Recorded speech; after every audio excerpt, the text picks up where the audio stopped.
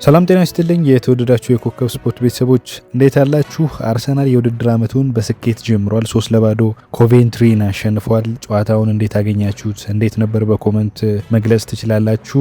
ከትላንትናው ጨዋታ ጋር የተያያዙ ጉዳዮችን እናነሳለን። በተለይ ቁጥራዊ መረጃዎችን፣ የተሰባበሩ አዳዲስ ክብረ ወሰኖችም አሉ። ዞሊስ አስገራሚ ምሽት አሳልፏል፣ አዲሱ የአርሰናል ፈራሚ። ይህንንም ጉዳይ እናነሳለን። ምን አሳካ ባለፉት ጊዜያት የሚለው ካይ ሃቨርትዝም የተለየ ነበር ትላንት ምሽት። እንግዲህ ከአርሰናል የማጥቃት እንቅስቃሴ ጋር በተያያዘ የተወሰኑ አዳዲስ ለውጦችን የተመለከተን ይመስለኛል። ይህንን ጉዳይ እንዳስሳለን። ከዛ ባሻገር እንግዲህ ከጨዋታው በኋላ አስተያየቶች ተሰጥተዋል። ተንታኞች ጋሪ ኔቭልን የመሳሰሉ ተንታኞች እንደዚሁ አስተያየት ሰጥተዋል እና ካራገር ይህንንም ወደ እናንተ እናደርሳለን። እንደዚሁ አርቴታም ላምፓርድም ከጨዋታው በኋላ አስተያየታቸውን ሰጥተዋል። ምን አሉ? አብራችሁን ስትቆዩ የምታገኙት ነገር ነው። አብራችሁን እንድትቆዩ እንደዚሁ እንጋብዛለን። እንግዲህ የትላንትናው ጨዋታ 3-0 ነው የተጠናቀቀው። የሊጉ የመጀመሪያ ጨዋታ ነበር። ገና አርሰናል በ15ኛ ደቂቃ ነበር ግብ ማግኘት የቻለው። የኮቬንትሪው ተከላካይ ሚላን ቫዬ ኳስ አበላሽቶ ነበር። አዲሱ ተጫዋች ዞሊስ እንግዲህ ያ ኳስ የተነሳው ከሱ ነው እና ሪካርዶ ካላፊዮሪ አቀብሎታል። ከዛ ወደ ሃቨርትዝ መጥቶ ነው ኳሱ እንግዲህ የተቆጠረው በሃቨርትዝ አማካኝነት ማለት ነው። ሁለተኛውን ግብ ገና ከጥቂት ደቂቃዎች በኋላ የመጀመሪያው ግብ ከተቆጠረ በኋላ ነው የተቆጠረው እና ዞሊስ ያሻማውን ኳስ ነው እንግዲህ የኮቬንትሪው ግብ ጠባቂ ራሽዎዝ ሲመልሰው ነው ሳካ አግኝቶ ይህንን ግብ ያስቆጠረው እና ክሪስቶስ ዞሊስ በትላንትና ሁለት ግቦች ላይ እንግዲህ በቀጥታ ተሳትፎ አድርጓል ማለት ነው። ድንቅ ምሽት አሳልፏል ማለት ይቻላል። ኋላ ላይ እንግዲህ ሶስተኛውን ግብ ያስቆጠረው 49ኛው ደቂቃ ላይ ማርቲን ኦዴጋርድ ነው። ባለፈው የውድድር ዓመት በጉዳት በጣም ሲቸገር እንደነበር እናውቃለን እና ትላንት ቡካዮ ሳካም ማርቲን ኦዴጋርድ ማስቆጠራቸው ለአርሰናል ትልቅ ፎይታ ይሆናል ብዬ አስባለሁ። በተለይ ባለፈው የውድድር ዘመን በጉዳት በጣም ሲቸገሩ እንደነበር እናውቃለን።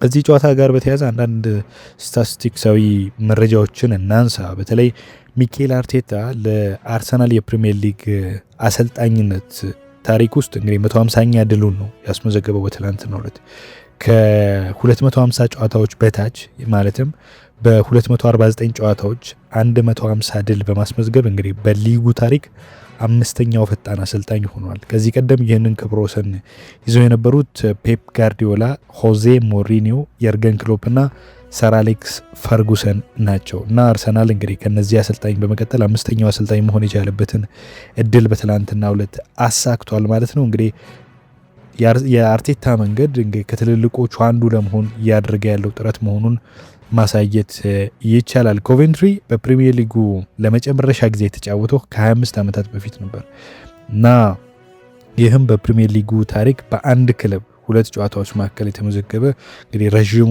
ጊዜ ነው። ይሄ ሎንገስት ጋፕ ነው ማለት ነው እና ከረዥም ጊዜ በኋላ ከሁለት አስርት ዓመታት በኋላ ነው ሁለቱ ክለቦች በፕሪሚየር ሊጉ የተገናኙት። በእርግጥ በኤፍኤ ካፕ በካርሊንግ ካፕ ተገናኝተው ነበር ከዛ በፊት እና አስደናቂ ምሽት ነበር በተለይ ለአርሰናል ይህንን በስኬት መጀመር ይህንን ጨዋታ ማለት ነው።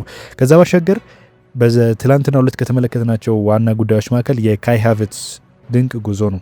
እንግዲህ ሃቨርትዝ በተከታታይ ጨዋታዎችን እየጀመረ ነው በቋሚ አሰላለፍ ውስጥ በመግባት እንግዲህ በጀማሪነት ከተመለከትንበት 4 ተከታታይ የክለብ ጨዋታዎች ላይ ግብ ማስቆጠር ችሏል። ባለፈው የውድድር ዘመን ከበርንሌ ጋር እነዚሁ ከፓሪስ ሳን ዠርማ ጋር መጀመሩን እናስታውሳለን።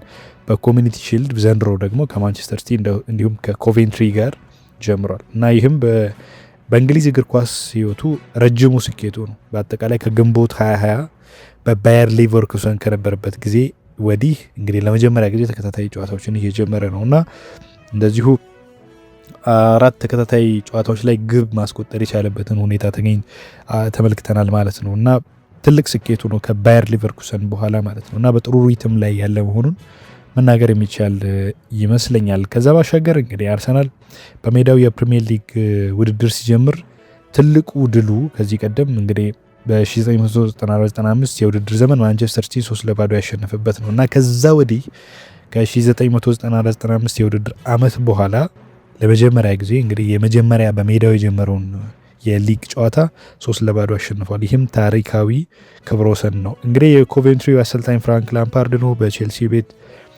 ድንቅ ጊዜያትን ያሳለፈው በተለይ በተጫዋችነት ፍራንክ ላምፓርድ እንግዲህ በተለይ ኮቬንትሪን በብዙ መልኩ ለውጠዋል ማለት ይቻላል። 2024 ነበር ይህንን ቡድን የተረከበው። ያኔ ከወራጅ ቀጠና በ2 ነጥብ የሚርቅ ቡድን ይዞ ነበር እና በ2 ዓመት ውስጥ ወደ ዋናው ሊግ መልሶታል። እና እንግዲህ የኮቬንትሪ አሰልጣኝ ላምፓርድ በፕሪሚየር ሊጉ ካደረጋቸው የመጨረሻዎቹ 18 ጨዋታዎች ውስጥ መካከል አንድ ብቻ ነው ማሸነፍ የቻለው። 13 ሽንፈት አድርጓል። 4ቱን ደግሞ እንዲሁ አቻ አጠናቋል ማለት ነው። ዞሊስ እንግዲህ አዲሱ የመስመር የክንፍ ተጫዋች በመጀመሪያው የአርቴታ ቡድን ውስጥ ገብቶ በሁለቱም የመጀመሪያ ግቦች መቆጠር ላይ ትልቅ አስተዋጽኦ አድርጓል። እንግዲህ ሉዊስ ስኬሊ በዚህ ጨዋታ ላይ በአማካይ ተከላካይ ሚና ተመልክተነዋል። ብሩኖ ጊማራሽ ተጎድቷል። እንግዲህ የ19 ዓመቱ የሜዳ ላይ የመሀል ሜዳ ተጫዋቹ በጣም ድንቅ ጊዜያትን እያሳለፈ ነው። በተለይ የትላንት ምሽቱ ጨዋታ በጣም አስገራሚ ነበር። 76 ስኬታማ ኳሶችን አቀብሏል እና በጨዋታው ላይ ይህንን ያህል ፓስ ያደረገ ተጫዋች የለም እና እንዴት ለአርሰናል የማጥቃት የመከላከል ሚዛን እንደሆነ ማሳያ ይመስለኛል። እንግዲህ አርቴታ የቀድሞ የኮቬንትሪ አጥቂ የሆነውን ዮኬሬሽን በተጠባባቂ ወንበር ላይ ያስቀምጦት እንደዚሁ ተመልክተናል ማለት ነው።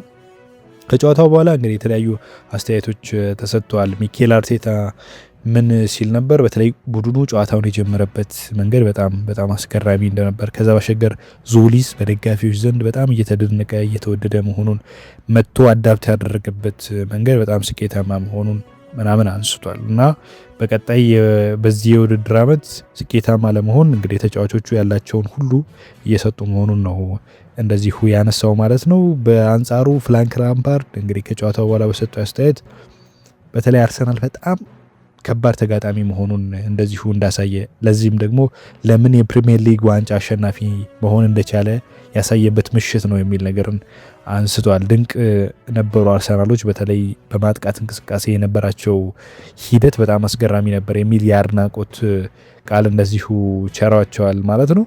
እንግዲህ ከጨዋታው በኋላ አስተያየት ከሰጡ እንግዲህ ተንታኞች መካከል ጋሪ ኔቭል ይጠቀሳል እና በትላንትናው ጨዋታ ላይ የታዘበውን ነገር እንደዚሁ ሲያነሳ ነበር እና አርሰናል የፕሪሚየር ሊጉን መክፈቻ በድል ተወጥቷል። የኮሚኒቲ ሺልድ ዋንጫን አሸንፏል።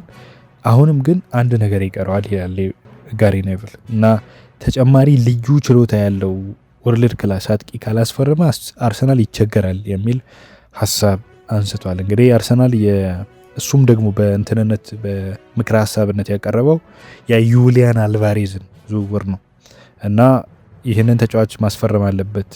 ከተሳካለት የፕሪሚየር ሊግ ዋንጫን ማስጠበቅ ብቻ ሳይሆን በአውሮፓ ሻምፒዮንስ ሊግ እንዲሁ አሸናፊ ለመሆን የሚያስችለውን አጥቂ ማስፈረም አለበት የሚል እምነት እንዳለው እንደዚሁ ጋሪ ኔቭል አስተያየቱን ሰጥቷል። እንግዲህ አትሌቲኮ ማድሪድ ተጫዋቹን መሸጥ እንደማይፈልግ እስከ 170 ሚሊዮን ፓውንድ የሚደርስ ሂሳብ እንኳን ቢቀርብለት እንደማይቀበል ገልጿል። አርሰናል እንግዲህ የቀሩትን የዝውውር ቀናት ተጠቅሞ ጥረት ማድረግ እንዳለበት ነው የመከረው።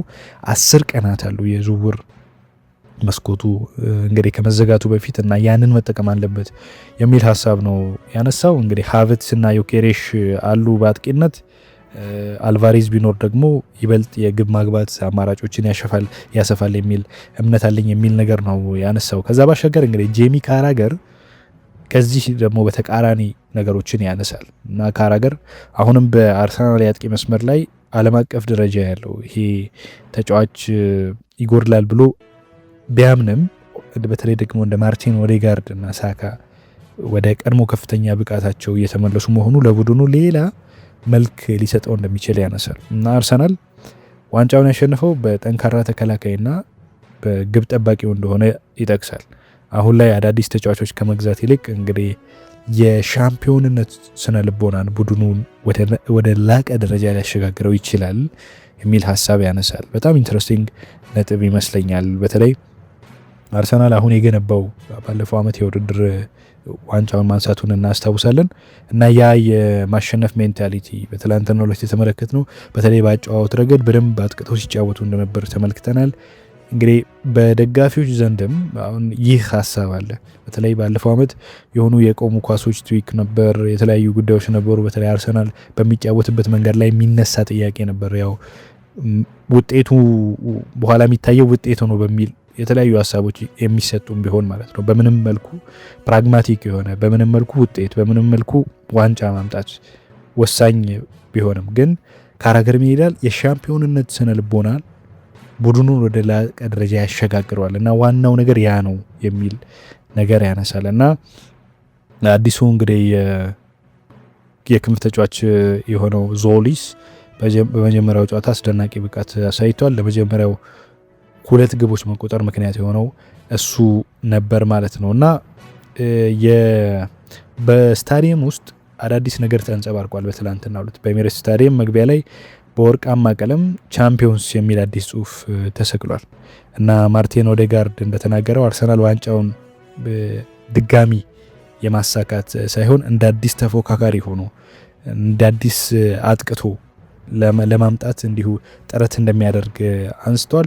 እንግዲህ ባለፈው የውድድር ዘመን በደጋፊዎች ዘንድ ይንጸባረቅ የነበረው ይሄ የጭንቀት የስትረስ ስሜት አሁንም በራስ መተማመንና በታላቅ ደስታ ተተክቷል የሚል ሀሳቡን እንደዚሁ አንስቷል ማለት ነው እና ባለፈው የውድድር ዘመን በጉዳት ምክንያት በአንድ ላይ ለመሰለፍ ተቸግረው የነበሩት ካይ ሃቨርትዝ፣ ማርቲን ኦዴጋርድ እና ቡካዮ ሳካ በዚህ ጨዋታ በአንድ ላይ በቋሚነት ተሰልፈዋል እና 3ቱም ግብ አስቆጥረዋል። አስገራሚው ነገር ይሄ ነው እና በኮሚኒቲ ሺልድ እና በሊጉ መክፈቻ ላይ ተከታታይ ግቦችን በማስቆጠር እንግዲህ ባለፈው ሙሉ የውድድር ዘመን ካስቆጠረው የግብ መጠን በላይ ነው ያስመዘገቡት ማለት ነው እና አርሰናል በ34 ሚሊዮን ፓውንድ ያስፈረመው እንግዲህ ይህ ተጫዋች ዞሊስ በጣም አስገራሚ ምሽት አሳልፏል ማለት ይቻላል። በጨዋታው 4 ሙከራዎችን አድርጓል።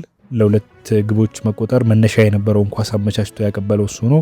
እንግዲህ ሚኬል አርቴታና ኦዴጋርድ የዞሊስን ፈጣንነት፣ ዳይሬክት ቀጥተኛ አጫዋት እንዲሁም ድፍረት እንደዚሁ ያደነቁበትን ሁኔታ ተመልክተናል ማለት ነው። በጨዋታው አርሰናል ጥሩ የኳስ ቁጥጥር ድርሻ የነበረበትን ሁኔታ ተመልክተናል። በጨዋታው 64 በመቶ የኳስ ቁጥጥር ድርሻ የነበረው፣ ኮቬንትሪ በአንጻሩ 35 በመቶ ነው ኳስን ተቆጣጥሮ የተጫወተው።